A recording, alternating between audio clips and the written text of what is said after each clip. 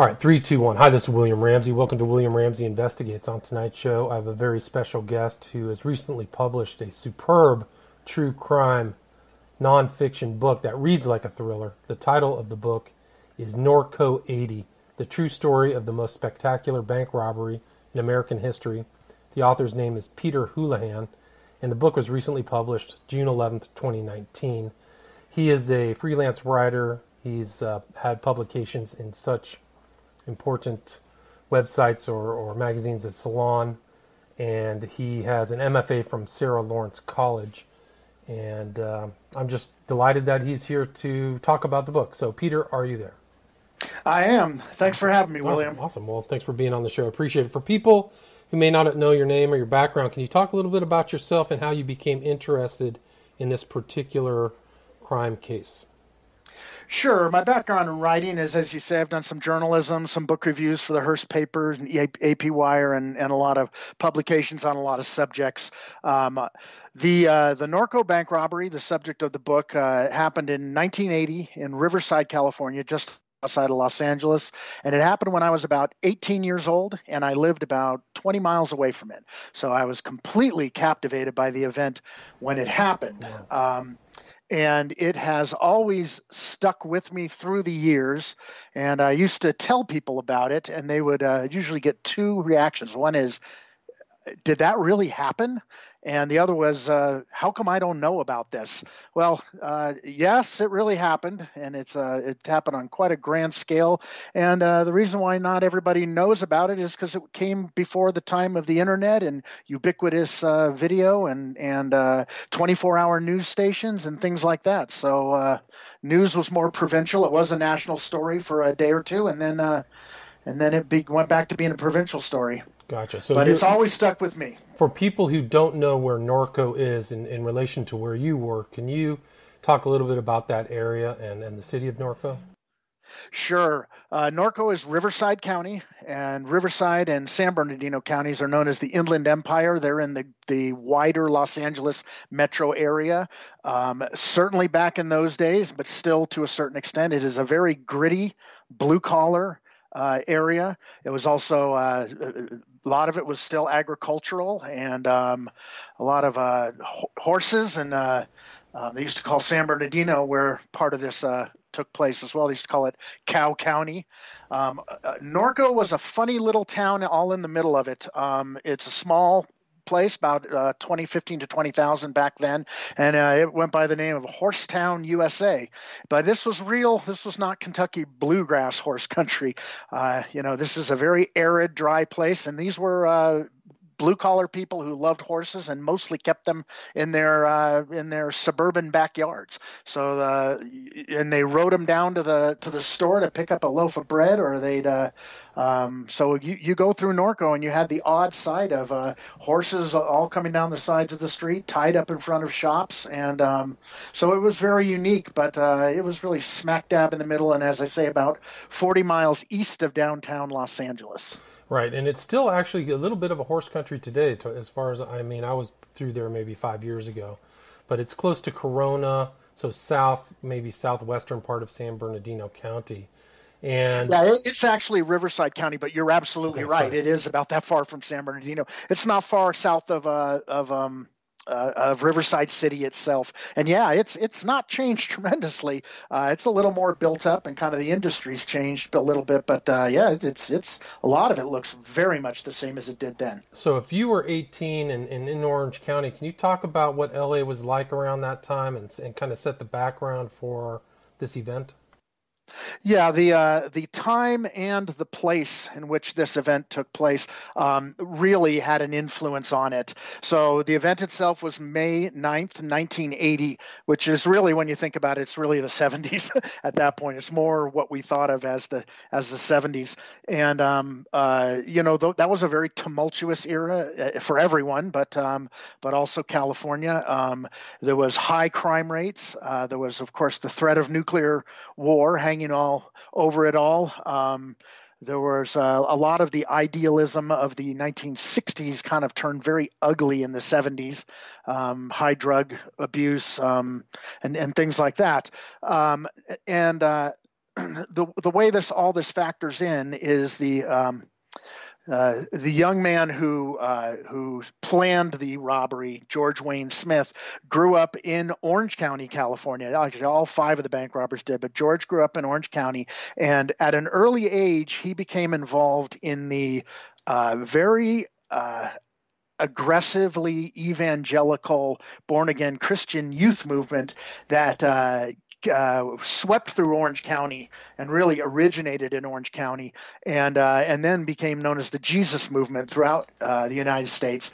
And at the heart of these ministries is end times theology based on the Book of Revelation, and that was a very big force in Orange County where George Smith was at that time. And George became convinced that the end of times was coming near, and that there were going to be great catastrophes and a breakdown of civil society that would need to be survived by those who were prepared to survive it in order to then eventually get to the second coming.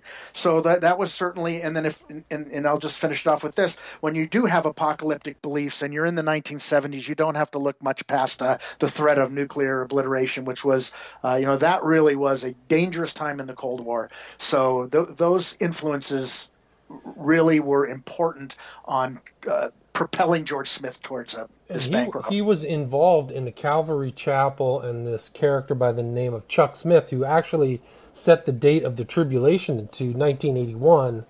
And I think in your book you call it the Jupiter effect. There was all these things that were going to happen, that the end was coming very shortly. And so he and and you bring up these other interesting characters, Lonnie Frisbee, this whole culture that was there in Orange County. George Smith was part of that. Yeah, and this is not to be a ringing indictment of Calvary Chapel, which is still around, or necessarily Chuck Smith, no relation, Pastor Chuck Smith, the founder. But there were a lot of wayward young lives down in the 70s, people who had kind of flunked out or had pursued some idealisms like commune living and things, and drug use that had dead ended for them. However, they were very heavy on the rapture and keeping their young membership essentially terrified that if they were not good with the church and good with God at any moment, that this rapture was going to come. And they were aggressively recruiting young people. So, there was and certainly not everybody who joined Calvary Chapel went on and robbed a bank. So there were a number of things with George Smith. Jupiter effect, again, this is another thing where the period in which this took place.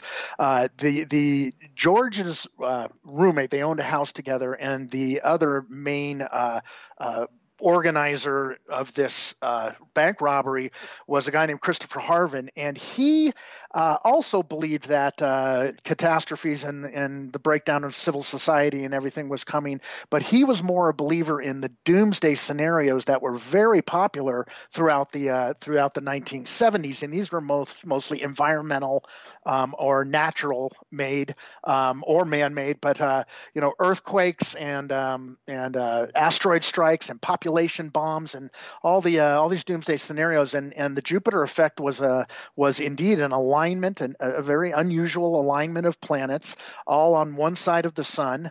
That happened in 1982, but the very popular book that was put out called The Jupiter Effect said that this would trigger volcanoes up and down the Pacific Rim, earthquakes, tidal waves, because of the shift in the gravitational pull. And Chris really was a big believer in that. So they believed that in the same kind of where it all was headed, but for different reasons. Right. And so George was really the kind of central ideological figure, but can you talk a little bit about the people he kind of grouped up with to commit this act?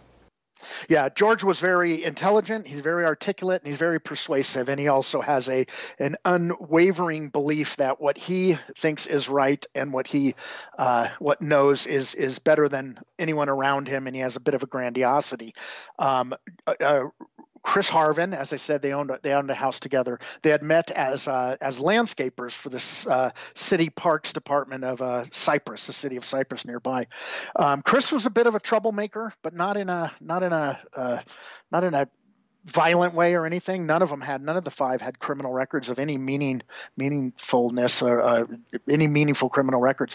But he's a guy who'd do anything on a dare. He's a bit of a troublemaker. Got himself thrown out of the army on purpose 2 months after getting drafted into it, whereas George served in the Army for 2 years and had an honorable discharge. And it was Chris who recruited his younger brother, Russell Harvin, who was 27 years old. Okay, so George is 28 years old. Chris is about 29 years old. Russell Harvin, his young brother, who was just kind of smoking pot and doing nothing with his life, living at his parents' house in Anaheim, California, recruited him. And then the other two members were much younger. It was Manny Delgado and his younger brother. Manny was 21 and his younger brother, Billy Delgado, was 17, who Manny recruited to be the getaway driver. And Manny knew Chris and he knew George Smith because he was also worked at the Parks Department in the city of Cyprus. And they were kids right out of the barrio of Orange County. Real tough Hispanic neighborhoods. And, George and Chris, they were real, which just straight off blue collar Orange County. Gotcha. And they were kind of fans of underground literature and guns even before the event. Is that right? Yeah. They both had an interest in guns. George had become a good shot when he was in the Army and always had a like of guns. And Chris did as well. And then Chris really got into kind of the survivalism and really got caught up in that. So he was always had a lot of guns around. And but then when they both kind of locked on to the belief that these catastrophes and these breakdowns in society and lawlessness were imminent, then they started to ramp up and start to what I guess would go from being in gun enthusiasts to stockpiling actually weapons, and they built up quite an arsenal, particularly when it came to when they decided they were going to do this bank robbery. Because that's one of the interesting focuses of the book is that just detailing these guns and the weaponry they have was really unique in the commission of this crime. Like they were armed to the teeth.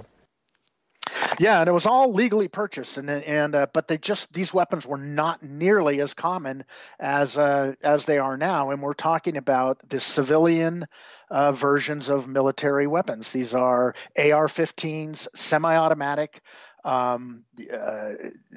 weapons, rifles with high-capacity magazines, and 223s, the civilian version of the M16, as well as a 308, which fires around 3 times as big as a 223. I mean, a 308 is an absolute cannon. There's not an animal in the world that can't be brought down from a half mile away with a single shot from a 308, and that's what George Smith armed himself with.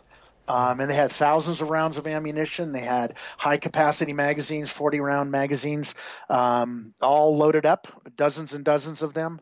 When they set about to do this bank robbery, right. And the weapons are important because at the bottom of one of the main elements of this is how badly outgunned the police were.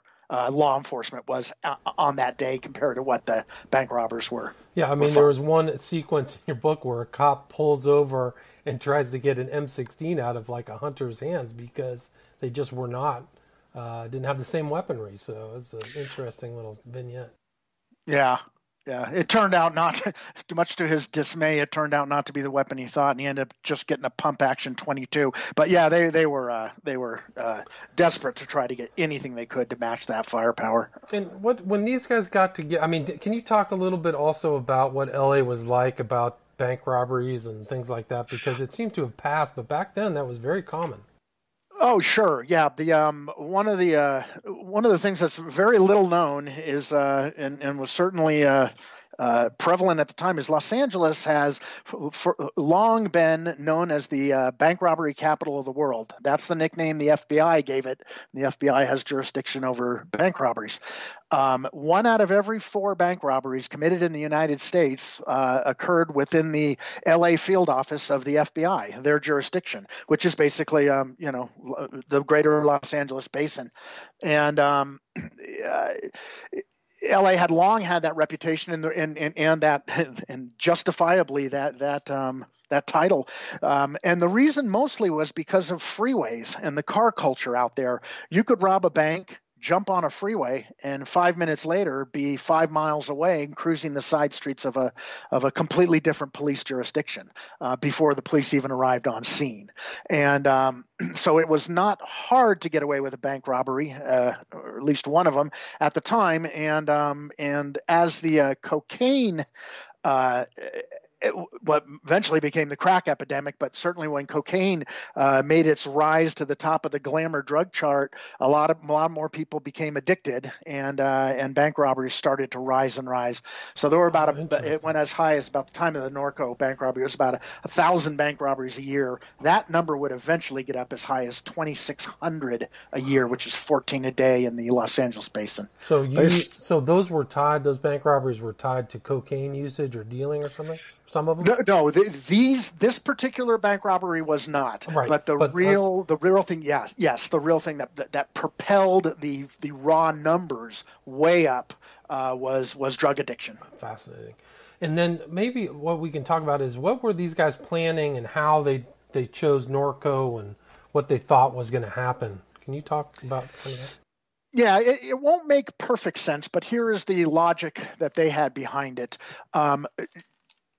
George Smith, his ultimate goal was to get enough money, along with Chris Harvin, but George was particularly interested in getting enough money so that he could buy a cabin and land in a remote mountain area such as Utah or Colorado, and that then he would stockpile weapons and supplies and food, and he could gather together his loved ones, and they could ride out the catastrophes that would lead up to the rapture. They spent about all the money they had buying the guns to pull off this robbery. Both George and Chris also had some downturns in their personal lives leading up to this that kind of made them feel like they had their backs against the wall. George, as I said, had this great big grandiosity about him, this view of himself as destined for great things.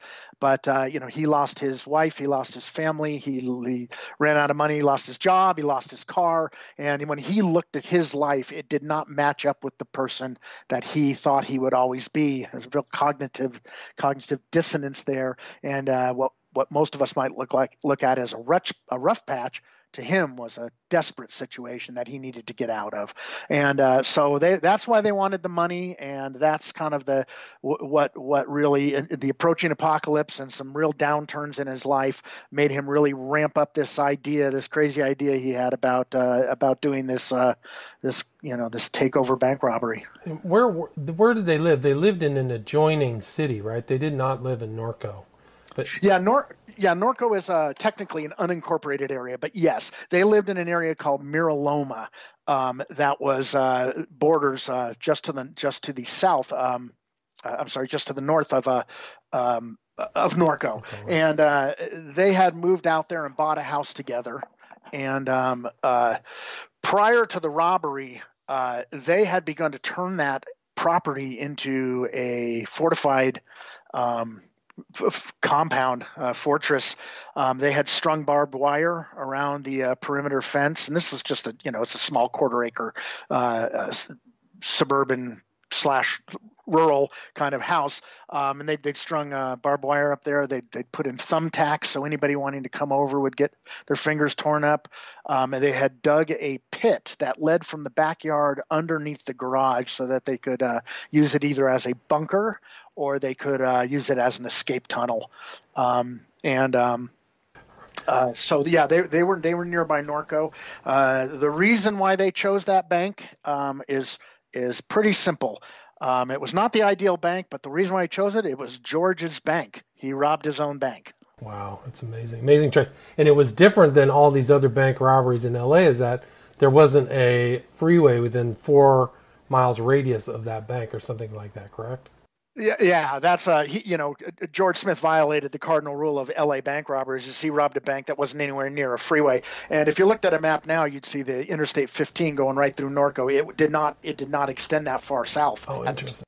So he was actually 8 miles, 6 miles in one direction, 9 miles in the other direction that he eventually went from the nearest freeway, Gotcha. through busy boulevards. So I mean, he put together quite a grandiose. I don't mean to keep bringing up that word, but it's kind of the thread that weaves through George and the things that he did was he put together a rather elaborate plan. Some of it was very smart, but then he would make some, I guess, what you'd call rookie mistakes, like that. Right, and I mean, when they were conducting the robbery, somebody at the bank said these guys don't know what they're doing, and it was pretty clear that was their first bank robbery. But can you talk about what happened that day on May 9th, 1980, and how it played out and what their planning was and the diversion and their bombs and stuff like that?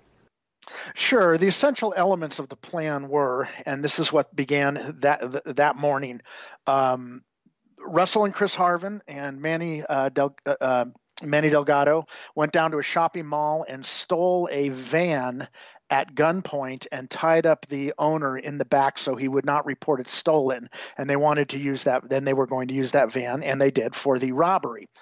They took their own personal vehicles with cold plates on them, stolen plates on them, parked them about a half mile away from the bank itself, and they were going to do the robbery, dump the van, get in their own cars, and take off for Vegas and launder their money there. So they did that morning. They did steal the van, and then they set a diversion bomb a mile away underneath a gas main at a kind of on the back of a strip mall. And that was intended. It was really 6 beer bottles filled with leaded gasoline with a detonation device in it. And the idea was that it would explode. It would ignite the gas main, and every first responder, including the police and sheriff's deputies, would be at that location a mile away when they would hit the bank and then go to their cold cars in the opposite direction. So about 2:30, a little after 2 o'clock that afternoon, they set the diversion bomb, and it indeed did go off, and it lit the side of the building on fire. But someone in a building nearby spotted it, and a passerby jumped out of his truck and put it out with a fire extinguisher. And that's really when they should have called it quits for the day, called it a kidnapping and gone home, because they were waiting at the time directly across the street from the bank, waiting to see all of the fire trucks and police screaming down Hamner Avenue, and then they would go across and hit the bank. And they waited and they waited and they waited, and that never happened. And about 3 o'clock, that's when George Smith ran out of patience and said, "All right, let's just go ahead with this plan anyhow." And they chose a Friday too because they thought that the banks would be flush with cash, right, to hand out for the weekend. Yeah, and remember, this is also a different time in that respect. People mostly walked in on Fridays with their paychecks, and they took a lot of that paycheck out in cash because people didn't use credit cards nearly as much as they do now, and ATM machines were in their infancy. So he struck on a Friday afternoon, which actually is the right time to do it. He waited a little bit too long, so way too much money had gone out of that bank by the time that they did the robbery at 3:30 in the afternoon. Right. I think you've noted in your book that they were waiting for another cash infusion from what is it, a Brinks truck or something like that. So they're waiting for that to happen. So it wasn't totally flush with cash once they decided. George and the boys weren't aware of that, but the manager at the Norco branch of the Securities Pacific Bank had put in an order for additional cash because he was afraid he was going to run out, and he was about to run out by the time they went in. And then what happened? I mean, there was like a moment where they had this guy Hakala or something. Yeah, Gary Hakala. Gary Hakala tied up in the back of their green van that they had jacked. And like you said, George said, "We're going to do this anyway." What happened next? Well, yeah, this is a takeover style robbery. Most robberies are note passers one on one. This is a everybody get down on the floor or we're gonna shoot your head off type bank robbery. Billy Delgado, 17-year-old Billy Delgado, stayed behind the wheel of the van as the getaway driver, and the other four burst into the front door of the Security Pacific Bank in ski masks, military ponchos, these semi-automatic rifles. Manny Delgado had what's known as a riot gun. It's a short stock pistol grip shotgun. It's a Winchester shotgun. And, Chris Harvin went into that bank with 700 rounds of ammunition strapped to his chest with bandoliers in loaded magazines. I will also note that they had made homemade fragmentation grenades that could be launched out of the barrel of their shotguns. And these were made out of beer cans filled with shrapnel and a detonation device. They had Molotov cocktails. They all had sidearms, thousands of rounds of ammunition, knives, gas masks, walkie-talkies. They were really equipped. So they burst in the bank, and as you know from reading the book, there is a lot of drama that unfolded inside that bank and the chaos of that bank. And when the lead teller says these guys don't know what they're doing, it's because Manny Delgado demanded that she turn over all the coins. What bank robber wants to run out with a bunch of coins? But all in all, it kind of went like a takeover bank robbery goes. They were exited the bank after 2.5 minutes inside. One of the big problems is there was very little cash left in the bank. But in terms of getting in the bank and getting to the vault and clearing out the teller line and things like that, it kind of went like a takeover bank robbery should. One big problem. When they burst out of the van and into the front door, it was a bank teller at a bank across the street that spotted them. And it was that teller that called the Riverside County Sheriff's Department to report an armed robbery in progress. And so that was their downfall right there. Gotcha. And they got at least out of the bank with $20,000. So it was comparatively a smaller haul, but still a lot of money for them. And that's when everything went crazy, right? It sure did. And with a lot of any kind of complicated plans and in the bank robbery world, bad luck can come into it as well. When the teller made the call to the Riverside County Sheriff's Department, the Riverside County Sheriff's Department put out the 211 dispatch, robbery in progress, Security Pacific Bank, 4th and Hamner. There happened to be one sheriff's deputy named Glenn Belaski. He happened to be right at that intersection in his patrol unit, looking right at that bank when that 211 tone dropped, as they say. And that was the exact moment those guys were coming out of the bank. And he turned on his lights. He made the left turn onto 4th Street right in front of the bank. He began to take fire but didn't know it. This is 8 seconds after the tone had gone out. So he was still trying to work through his mind what might be going on. He was thinking it was a silent alarm. 90% of those are false alarms. He did not have time to process the threat. He immediately began to take fire, blew out his light bar, and then he turned into the bank parking lot and found himself literally 2 car lengths away from the front of that van with 4 of them standing outside, and they all just opened fire on Glenn Belaski's patrol unit. I mean, it's just incredible. Like none of these police knew they were going to run into like a literal armed militia group or something. Well, and funny you say that. Some of them, when they first got on scene, like another deputy named Andy Delgado, no relation, that's exactly what he thought. The Iranian hostage crisis was going on at the time, and so every night on the news, that's when 44 Americans from the embassy were being held hostage for over 400 days. And every night on the news, there was talk of terrorists and who hated America. And when he came on scene and spotted them, that's the first thing he thought. He said, "I've got a terrorist situation on my hand." Now, these guys had not seen anything like this. This is not what you expected when you went on shift that day. bank robbers certainly had not been using weapons like this since the old gangster era, the Depression era gangsters, Pretty Boy Floyd, and those characters who had Thompson submachine guns and the like. This really didn't happen. You're starting to see street gangs, drug gangs with these kind of weapons, but not that much. So you're absolutely right. Glenn Belasky nor anyone else expected that they would be caught in this kind of firefight against this kind of firepower. And they tried to get to their kind of car. They wanted to switch cars, get out of the green van and get to their cars and then head for Vegas. But that's not what happened, right? Well, it started to all fall apart when they, when you suddenly open fire like that. You needless to say, you draw a lot of attention to yourselves. And this was a crowded Southern California intersection. And Glenn Belasky did manage to get off a transmission over the radio that said first taking fire, and 5 seconds later, officer down. He called that he'd been hit, 1199, officer down. And at that point, you had every law enforcement officer in Riverside County, whether they be California Highway Patrol or whether they be Riverside City Cops or whether they be Riverside Sheriff's Deputy, all converging on the intersection of 4th and Hamner, crowded Southern California intersection on a Friday afternoon.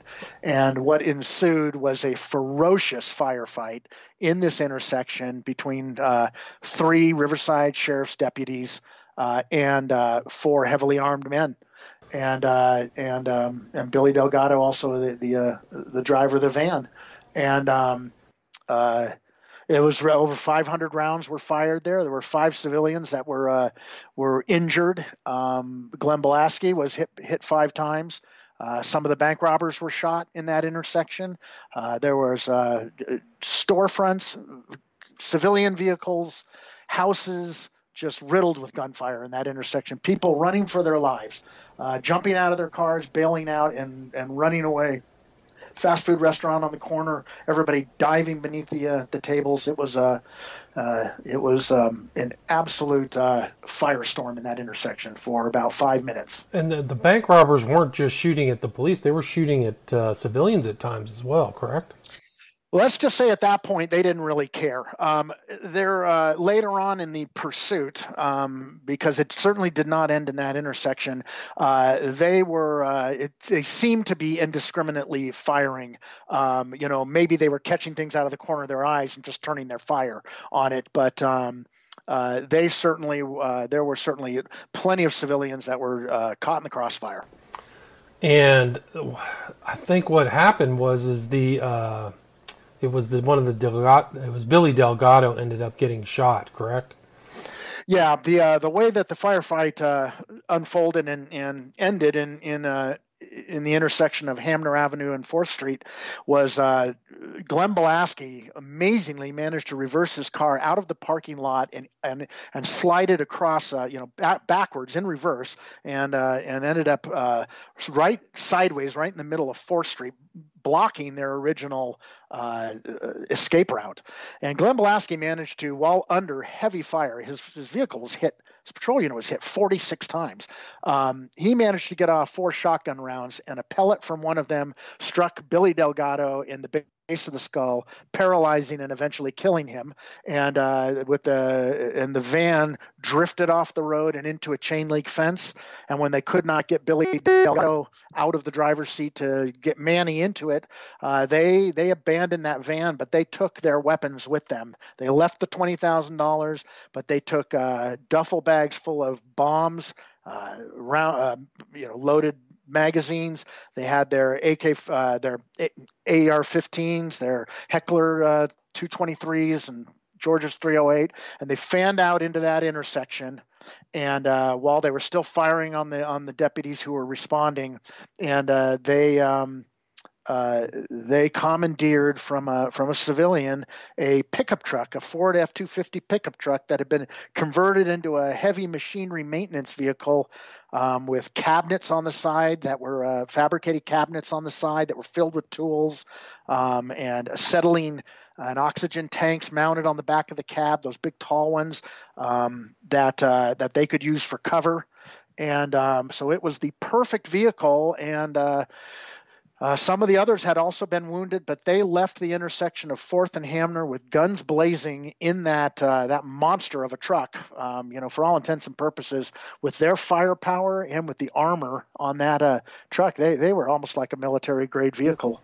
And they shot their way out of that intersection and headed north on Hamner Avenue with George Smith in the back, Russell Harvin in the back, Chris Harvin behind the wheel with a .45 caliber handgun in his long Colt in his lap, and Manny Delgado was in the passenger seat, and he lifted himself entirely out of the truck, so he was sitting on the windowsill of the truck with his torso out, and he was firing a Heckler .223 over the front of the cab. So they had 3 high-powered weapons, high-capacity magazines guarding that truck as they headed north. It's just incredible. And then they were shooting at helicopters, and I think you wrote in the book it turned out to be the longest crime scene in American history or something like that. Like a 40-mile odyssey into the night of these guys running for the hills. Yeah, the complexion of this thing really changed as it went through its stages, but it went from a ferocious pitched firefight in a crowded intersection to a running gun battle with police through the suburban streets of Miraloma, Riverside County, Miraloma, as they tried to get back to their fortified house, which they could not shake the police to get to, onto a crowded interstate highway, Interstate 15, and then ended up on a fire road 6,500 feet above Los Angeles, clinging to a mountainside, Mount Baldy, and it ended in an ambush there. But that stretched 40 miles, and it went on for over an hour. And indeed, the scope of this thing is rather astonishing. When it was all over, there was 3 dead, 15 wounded, including 7 sheriff's deputies. There was a sheriff's deputy killed. There was a police helicopter that was grounded shot by George Smith with his .308 and grounded over San Bernardino. And 32 police vehicles were either disabled or destroyed by gunfire and these fragmentation grenades they were throwing out on the freeway. It's incredible because some of the pictures in your book, it looks like a military battle. Like those cars, the 308 bullets or whatever, just were ripping these metal open in ways that you wouldn't think it'd be even possible. It's just an incredible story. Really. No, I'm sorry. No, go ahead. They're really ferocious weapons. I mean, anybody who's been in the military knows. Anybody who's been on the wrong side of them knows. Especially at 308, there was one deputy, Chuck Hill, who said when a round from his 308 hit his engine block, he could feel, even though it was moving, he could feel the whole vehicle shudder.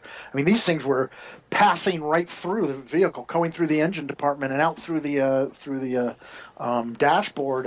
223 is a very small round, but it comes out there about 3,000 miles per second and 3,000 feet per second, and it fragments. So it's really a lethal, it does its job, what it's intended for. And in the book, you just relate these stories of these police officers having pieces of bullets taken out of their bodies, so these bullets clearly have shattered or bounced off of something. It's a fragment. They'll spray you with glass. They'll fragment once they get in your body, and the copper jacketing does. And also, I forgot to really specify what the police were shooting that day. They were, these Riverside Sheriff's deputies and the San Bernardino Sheriff's deputies and the CHP. The deputies were guarding the Wild West with the same weapons they had for 100 years. They had a 6-shooter and a Winchester shotgun. Wow. And they were shooting county issue lead, as they call it, bullets. And these were pretty much soft lead bullets. So, they were not any match for the firepower they were up against, nor could anything they were shooting really penetrate the sides or the oxygen tanks on this truck that they were up against. Yeah, it's an amazing story. I mean, it's surprised. Just you retold it with so much clarity, and I really like the fact that you talked a lot about the police officers' lives and what they were doing before this event impacted them and how it really did impact them later as well. I mean, this whole terrible sequence and all the gunfire and how their lives were affected. But we are at about 40 minutes, Peter. Is there anything else I recommend people go read this book. There's a lot of other details. There's a lot of other things that happened in the book, this long court case, and their arrest and who died. But is there anything else that you'd like to add, Peter, or anything that I missed? No, I would like to punctuate that last point, though. Okay, really, the human toll and the human drama is really what's at the heart of this story. That's what drew me to it, not just a bang bang shoot 'em up cop thing. I do spend quite a bit of time to letting the reader know, who these people are on both sides and what the impact this had on their lives. And as you mentioned, almost half this book is this insane trial, this bizarre, strange, crazy trial that unfolded afterwards in the wake of this. Yeah, you said it was one of the longest in California history, and you actually went to one of the jails and met one of the Malvern brothers. Is that correct? Harvin brothers. I met two of them. I met both the Harvin brothers and spent a lot of time in prison visiting centers with them talking about this. They're remarkably candid about it. I wrote back and forth with George Smith, and I spent hundreds and hundreds of hours with all the police officers who are still surviving, who's still alive, going over their story. And I researched this for 3 years and had the cooperation from all the law enforcement agencies. It's thoroughly researched. And again, like I said, I really wanted to get to the human experience, which is really at the core of any good story. I've read a lot, like I told you before we talked, I've read a lot of true crime books, and this is definitely one of the best that I've read. It's just an excellent book, a superb, riveting narrative. It was unbelievable that I don't think I ever heard this story. So that was also kind of really eye-opening for me, is just to read about this. But is there any way people can contact you? You have a website, right, Peter? I do. It's peterhoulahan.com, Houlahan, and there's a way to contact me through that. It's been great to hear from people who've read the book, and that's the best way to see what I'm up to, as well as appearances that I'm doing at either bookstores or law enforcement events or any number of things. Great, awesome. Well, Peter Houlahan, the book again is Norco 80, the true story of the most spectacular bank robbery in American history. Great job. Thank you, Peter. Thank you, William. I really appreciate it. Thanks. Have a great night. And you. Okay, bye-bye.